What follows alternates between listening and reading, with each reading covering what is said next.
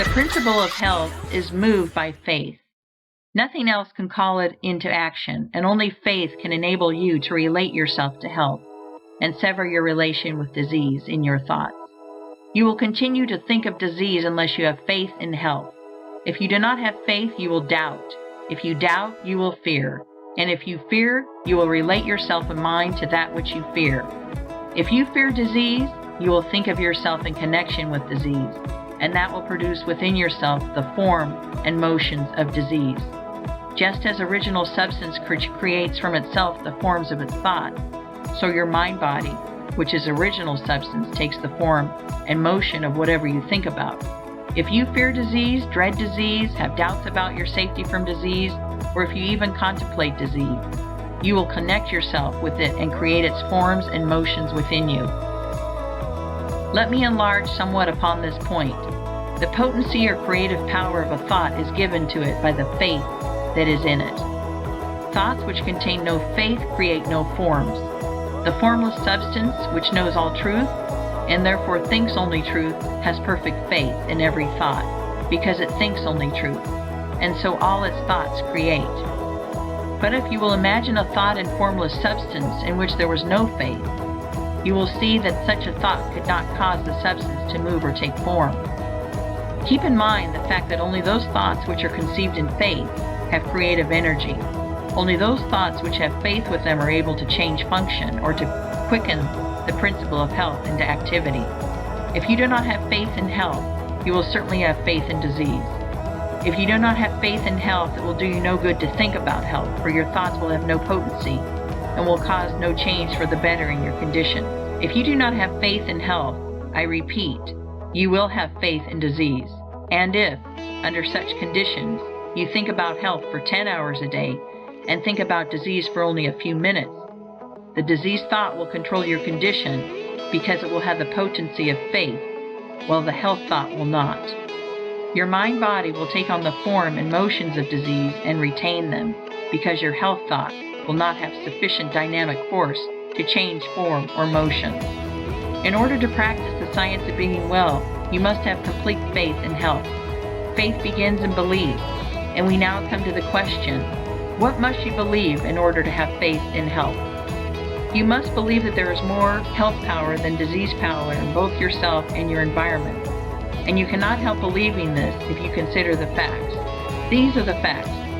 There is a thinking substance from which all things are made, and which, in its original state, permeates, penetrates, and fills the interspaces of the universe. The thought of a form in this substance produces the form. The thought of a motion institutes the motion. In relation to man, the thoughts of original substance are always of perfect health and perfect functioning.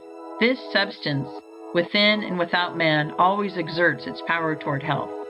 Man is a thinking center, capable of original thought. He has a mind-body of original substance permeating a physical body, and the functioning of his physical body is determined by the faith of his mind-body. If man thinks with faith of the functioning of health, he will cause his internal functions to be performed in a healthy manner, provided that he performs the external functions in a corresponding manner.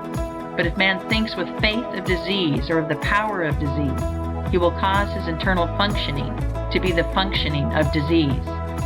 The original intelligent substance is in man, moving towards health, and it is pressing upon him from every side. Man lives, moves, and has his being in a limitless ocean of health power, and he uses this power according to his faith. If he appropriates it and applies it to himself, it is all his, and if he unifies himself with it by unquestioning faith, he cannot fail to attain health, for the power of this substance is all the power there is. A belief in the above statements is a foundation for faith in health. If you believe them, you believe that health, the natural state of man, and that man lives in the midst of universal health, that all the power of nature makes for health, and that health is possible to all and can surely be attained by all. You will believe that the power of health in the universe is 10,000 times greater than that of disease. In fact, that disease has no power whatever, being only the result of perverted thought and faith. And if you believe that health is possible to you, and that it may surely be attained by you, and that you know exactly what to do in order to attain it, you will have faith in health. You will have this faith and knowledge if you read this book through with care and determine to believe in and practice its teachings. It is not merely the possession of faith, but the personal application of faith, which works healing. You must claim health in the beginning and form a conception of health, and as far as may be of yourself as a perfectly healthy person. And then, by faith, you must claim that you are realizing this conception. Do not assert with faith that you are going to get well. Assert with faith that you are well. Having faith in health and applying it to yourself means having faith that you are healthy. And the first step in this is to claim that it is the truth. Mentally take the attitude of being well. Do not say anything or do anything which contradicts this attitude. Never speak a word or assume a physical attitude which does not harmonize with this claim. I am perfectly well. When you walk, go with a brisk step and with your chest thrown out and your head held up. Watch that at all times your physical actions and attitudes are those of a healthy person. When you find that you have relapsed into the attitude of weakness or disease, change instantly. Straighten up. Think of health and power. Refuse to consider yourself as others than a perfectly healthy person. One greatest aid, perhaps the greatest aid, in applying your faith you will find in the exercise of gratitude. Whenever you think of yourself or of your advancing condition, give thanks to the great intelligent substance for the perfect health you are enjoying. Remember that, as Swedenborg taught, there is a continual inflow of light from the Supreme, which is received by all created things according to their form, and by man according to his faith. Health from God is continually being urged upon you, and when you think of this, lift up your mind reverently to Him, and give thanks that you have been led to the truth and into perfect health of mind and body. Be all the time in a grateful frame of mind, and let gratitude be evident in your speech. Gratitude will help you to own and control your own field of thought. Whenever the thought of disease is presented to you, instantly claim health and thank God for the perfect health you have. Do this so that there shall be no room in your mind for a thought of ill. Every thought connected in any way with ill health is unwelcome, and you can close the door of your mind in its face by asserting that you are well, and by reverently thanking God that it is so. Soon the old thoughts will return no more. Gratitude has a twofold effect.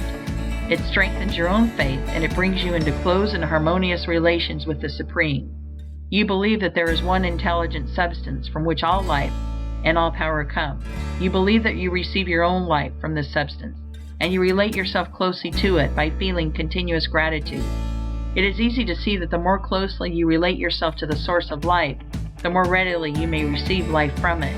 And it is easy also to see that your relation to it is a matter of mental attitude. We cannot come into physical relationship with God, for God is mind stuff, and we also are mind stuff. Our relation with Him must therefore be a mind relation. It is plain then that the man who feels deep and heartily gratitude will live in closer touch with God than the man who never looks up to Him in thankfulness. The ungrateful or unthankful mind really denies that it receives at all, and so cuts its connection with the Supreme. The grateful mind is always looking toward the Supreme, and is always open to receive from it, and it will receive continually. The principle of health in man receives its vital power from the principle of life in the universe, and man relates himself to the principle of life by faith in health, and by gratitude for the health he received. Man may cultivate both faith and gratitude by the proper use of his will.